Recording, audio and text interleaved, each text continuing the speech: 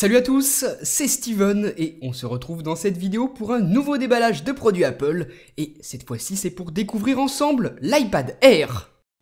Cet iPad Air c'est donc la 5e génération d'iPad, il fait suite à l'iPad 4 et il est toujours disponible en deux coloris, noir et blanc qu'Apple appelle gris sidéral et argent comme pour l'iPhone 5S et enfin 4 capacités de stockage disponibles de 16 à 128 Go. Passons maintenant au déballage. On soulève le couvercle et voilà l'iPad Air, comme d'habitude posé sur le dessus de la boîte. Il est recouvert d'un large film de protection qui couvre à la fois la face avant et la face arrière, donc je vais le poser de côté quelques instants pour qu'on s'intéresse au reste du contenu de la boîte. Comme avec chaque produit Apple, on a une petite enveloppe dans laquelle vous retrouvez de quoi ouvrir le tiroir SIM si vous avez acheté un iPad cellulaire. Sinon pour les autres modèles, on a simplement quelques fichiers qui décrivent le produit, des infos sur la garantie et les traditionnels autocollants Apple. Juste en dessous, c'est l'adaptateur secteur d'Apple, 12 watts, donc beaucoup plus puissant que les adaptateurs fournis avec les iPhones ou autres iPads, puisque l'iPad Air est équipé, et on en reparlera plus tard, d'un écran Retina, donc cet adaptateur permet de fournir plus de puissance pour recharger cet iPad plus rapidement entre autres. Donc si vous avez déjà un iPhone ou un iPod Touch, et donc que vous avez déjà un adaptateur classique entre guillemets, eh bien je vous conseille pas vraiment de l'utiliser pour recharger votre iPad Air. Utilisez plutôt celui-ci fourni avec la boîte. Comme je vous le disais, ça le rechargera beaucoup plus rapidement. Pour finir, donc vous voyez qu'on a quand même pas grand chose dans cette boîte, on retrouve le désormais classique câble Lightning d'un côté, USB de l'autre, pour la synchronisation à iTunes et pour la recharge de votre iPad.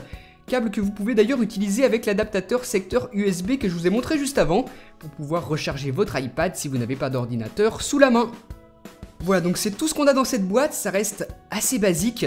J'étais curieux de voir si Apple allait les proposer, mais non, cette année encore, toujours pas d'écouteurs AirPods fournis avec l'iPad alors que c'est le cas avec l'iPhone et l'iPod Touch. Si on en veut, il faudra les acheter séparément pour une trentaine d'euros. Et moi c'est quelque chose que je regrette vraiment.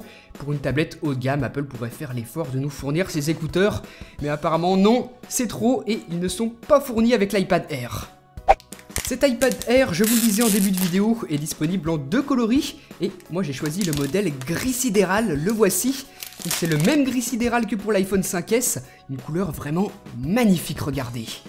Sinon, sur le haut de l'appareil, on retrouve le bouton Power pour l'allumer et le mettre en veille, et enfin la prise jack pour les écouteurs ou un casque audio.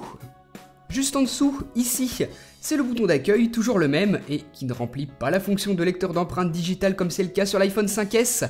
Apple n'a pas encore décidé de le proposer pour iPad. Et ensuite, juste en dessous, au centre, on retrouve la prise Lightning pour la recharge et la synchronisation à iTunes, et elle est entourée de deux sorties audio en stéréo, donc on verra ce que ça donne vraiment pendant mon test complet de ce nouvel iPad. Pour finir, juste ici sur la face avant de l'iPad Air, on retrouve la caméra frontale, utilisable par exemple avec FaceTime ou encore Skype, et la seconde caméra, le second appareil photo de cet iPad, se trouve ici, accompagné de deux micros. Donc si Apple a choisi de reprendre l'appellation des MacBooks pour sa nouvelle tablette, c'est tout simplement parce que cet iPad Air est effectivement extrêmement fin.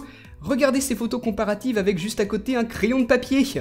Seulement 7,5 mm d'épaisseur pour cet iPad Air, qui est également hyper léger avec seulement 469 grammes. Donc je sais pas si vous vous rendez compte, extrêmement fin, extrêmement léger.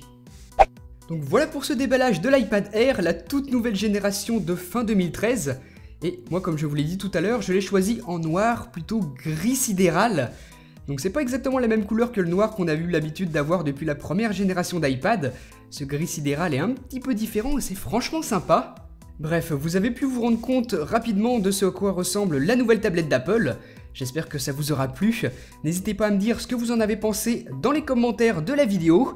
Et moi je vous dis à très bientôt sur ma chaîne YouTube pour vous proposer le test complet de cet iPad Air. Allez, salut!